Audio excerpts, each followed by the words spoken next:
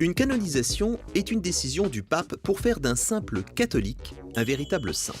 Non, pas ce saint, mais un saint, un vrai, pas un super chrétien sans défaut, mais celui ou celle qui a accepté que l'œuvre de Dieu s'accomplisse en lui. Pour l'Église, le seul et unique vrai saint, c'est Jésus. Pourtant, depuis son origine, l'Église propose des modèles à ses fidèles qui sont tous appelés à terme à devenir saints. Vaste programme. Mais n'est pas saint qui veut. Alors, pour devenir saint, voici le mode d'emploi. Il faut être une personne morte, qui a lu la Bible pour accueillir la parole de Dieu. Il faut avoir été fidèle à l'Église et avoir pratiqué la charité. Pas si simple. Mais telles sont les conditions pour être reconnu vénérable.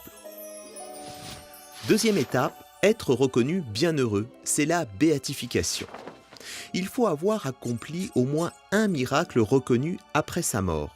C'est le signe de l'action de Dieu à travers cette personne décédée. Autre possibilité, pour être bienheureux, le martyr, avoir donné sa vie au nom de sa foi. Enfin, troisième étape, être reconnu saint. C'est ça la canonisation. Mais pas de saint sans nouveau miracle qu'il faut avoir accompli après sa béatification. Enfin ça, c'est la théorie. Ces trois étapes franchies, vous êtes un saint. C'est donc le fruit d'un long processus aux critères extrêmement rigoureux. Tout d'abord, des chrétiens demandent à ouvrir une enquête à l'évêque du lieu où la personne est morte, c'est mieux, et ce au moins 5 ans après son décès. L'évêque constitue alors un dossier détaillé et pointilleux. Ce dossier sur le futur saint, souvent des milliers de pages, est transmis au Vatican, à la Congrégation pour la cause des saints, qui l'instruit à nouveau comme un procès.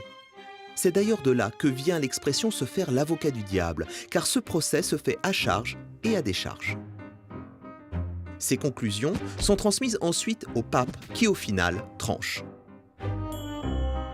Il faut compter en moyenne plus d'une dizaine d'années de procédure pour devenir vénérable, puis bienheureux et enfin saint.